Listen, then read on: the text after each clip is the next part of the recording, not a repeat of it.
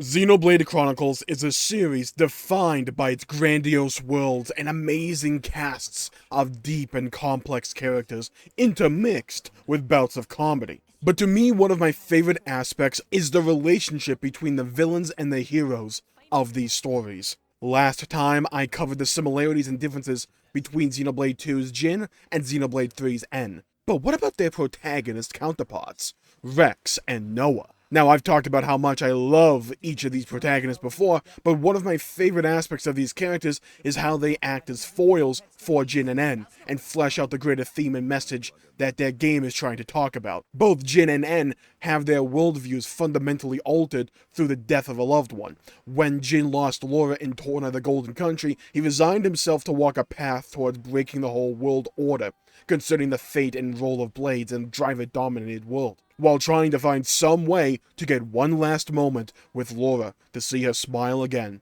You pivot over to Ionios, and N is desperately trying to cling onto the current moment, turning that moment into an eternity with M, so that he doesn't need to lose her like he had to all those times before. And to do so, he is willing to cast the world into perpetual war and stasis, where he changes on a fundamental level to the point where M is willing to sacrifice herself to escape this endless now. In order for these stories to work, you can go one of two main ways in my opinion. Either hyper-focus on the characters of Jin and N, and follow them throughout their life, as they walk their own paths and make their own decisions, until they eventually reach the end of it, whether the end is a failure or a success. Or, you can introduce a foil character to disrupt and challenge their worldview in some way, and play out the consequences of those two characters interacting, or a group of characters interacting. Xenoblade tends to focus on the latter form of storytelling, and they introduce the foils as the central protagonists in the game. Honestly, a great blueprint for this is the relationship between Shulk and Egil in Xenoblade 1,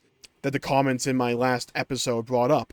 But in my opinion, it wasn't as fleshed out or focused on as it is in 2 and 3, but the recipe for these stories does definitely go back to at least Xenoblade 1, with Egil so focused on revenge against Sansa that it blinds him, much like the path Shulk was on after the attack of Colony 9, until he eventually changed course and then managed to give Egil the same realization. So how do Rex and Noah act as foils for Jin and N? Well, the way Monolith managed to draw similarities between protagonist and antagonist is by putting the protagonists in similar situations as the antagonist. Jin lost Laura and was unable to do anything about it, and combined with discovering the true cycle of blades in the world, he felt broken and battered by the world itself and sought to tear it all apart. Bear that in mind, it will come up later. Rex faces numerous losses throughout Xenoblade 2. First of the game being Vandam from Chapter 3, who acted as his teacher and taught Rex how to be a driver after he is thrust into this role as the Aegis' driver. Vandam dies because of Rex's decision-making, so Rex feels personally responsible for the death of someone he grew to admire so much in such a short period of time. He has to fundamentally alter his decision-making and thought process for the future if he doesn't want to colossally mess up like he did here. You cut to Temperantia, and Fan Lenorn is cut down by Jin in front of Rex. This one affects Rex again, because he had developed a sort of admiration for Fan, and how good of a person she was. Seeing her being struck down in front of him, unable to do anything to prevent it, opened Rex's eyes to just how cruel the world can be, and how quick we can lose the ones we love. Then you cut to Tantal again, and Jin, again by the way, wildly overpowers Rex and crew, forces Pyra to surrender to Torna to save Rex, and now Rex feels personally responsible because someone he cares about is suffering because of him again. This one affects him the most because he cares the most about Pyra and Mithra, and it's piling onto the self-doubt that was building up over all this time that Rex managed to push to the side and bury deep down with his boundless optimism. He never addressed these root doubts or insecurities that he'd been feeling, and this was the moment where it just all boils over for him emotionally. He couldn't take it anymore. He couldn't take the reality before him anymore. Understandably so, it's a lot to take in. He resigned himself to abandon the path, and seclude himself away on Letheria so no one else had to die or be hurt because of him anymore. You compare this scene to Tantal. In Tantal, with Jin at the end of Torna, and there's some key similarities here, but there's also some key differences. And the reason that Rex works as such a great protagonist, in my opinion, is because of these differences.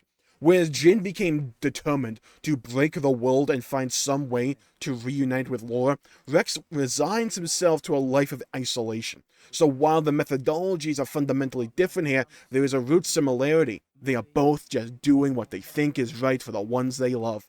It's as simple as that. Jin thinks he has to find some way to defeat Amalthus while bringing Laura back, even though he knows Laura would want him to move on and not be hung up on all this. And Rex believes his presence brings nothing but pain to those he cherishes, so he's willing to remove himself from the board altogether because to him, he believes that is the best course of action to protect those he loves. They are both just trying to do what they think is best to protect the ones they love. And whereas Jin didn't have anyone willing to talk sense into him, Laura was gone, and the words she speaks in a moment of eternity couldn't reach him. And think about it, who was the only one willing to really help Jin? To give him an ear, to be a friend? Malos. He fed into those insecurities and those feelings that Jin was harboring. He was willing to pick him up when Jin was in his lowest low, and that relationship formed and expanded from there and developed. What about Rex? Well, he tries to leave, but is immediately confronted by the rest of his crew, who desperately try and knock some sense into him, and after getting a little bit of hope from Zeke's father after learning about the third Aegis sword,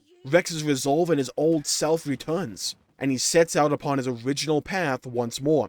Jin just didn't have that. He didn't have that support structure around him to try and get him back on the right path. And no, I don't count Gramps saying one sentence as equal to what Poppy, Bridget, and Nia and Zeke's father did for Rex. Jin never had that hope. He couldn't see it. He was just given reasons to feed into these negative emotions that had been boiling right under the surface until the pressure was too much. Now, bearing that in mind, let's talk about N now. And yeah, he's Noah. So right there, that's a lot for the dynamic between N and Noah. They are the same person, essentially. N went through cycle after cycle of finding Mio, falling in love, and finding happiness just for it to be ripped away from him by the 10-year cycle, or through just the nature of Ionios. He couldn't take it anymore and decided holding on to the present moment was better for him and M than continually moving into the future only to get knocked down time and time again.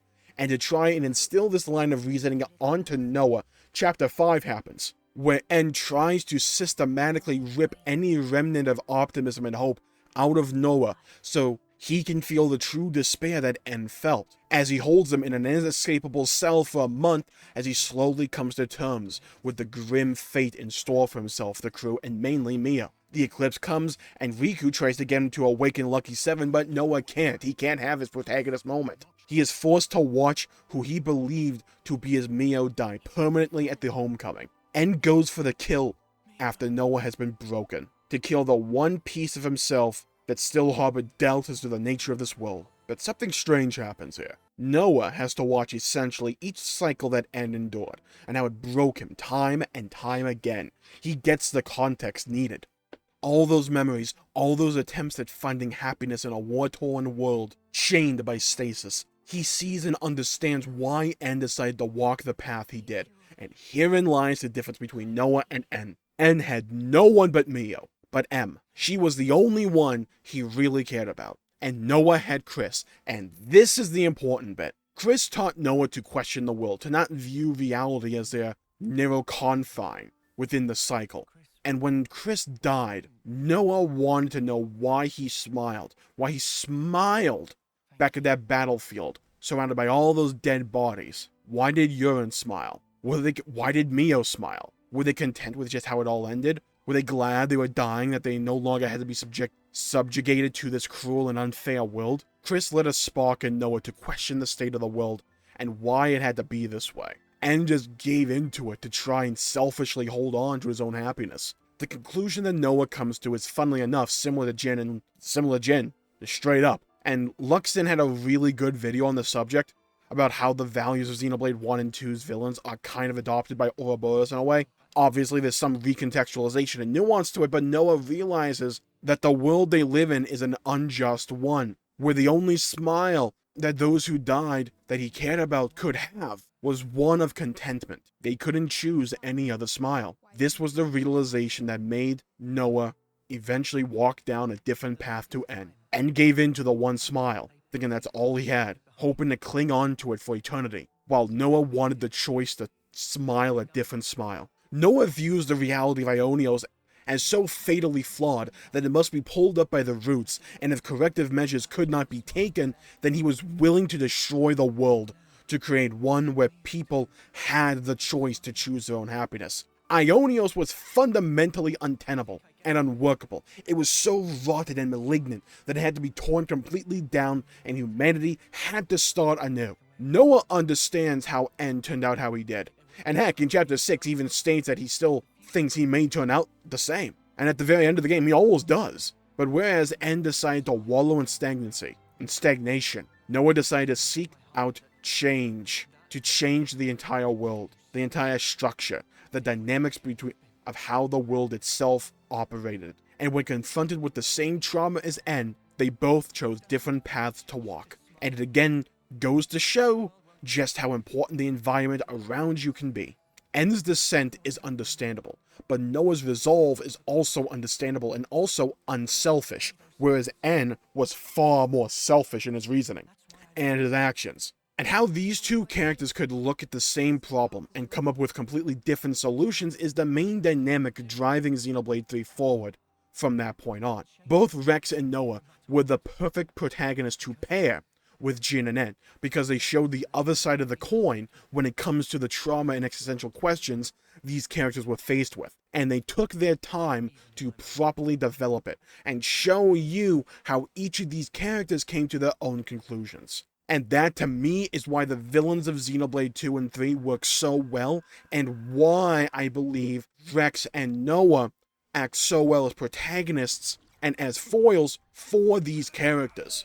It's a great recipe, it's a great formula that Xenoblade has, because of how well it addresses the overall theme of the game and expands on these characters' relationships and dynamics with one another. We come to learn more about them and make them feel more grounded in reality, because their emotions and lines of thinking are very human at the end of the day. And that's what I really love about this series as a whole. So I'm going to call the video there for the day. Thank you all for tuning in. My pleasure making the video. If you enjoyed it, please leave a like and subscribe. It really helps the channel out and helps support future content, and I greatly appreciate it. Leave a comment down below with your favorite character dynamic in all of Xenoblade Chronicles. Is it Noah and Mio? Is it N and M? Is it Noah and N? Is it Jin and Rex? Is it Mithra and Pyra? Is it Rex and Pyra? Is it Rex and Mithra? Is it Rex and Nia?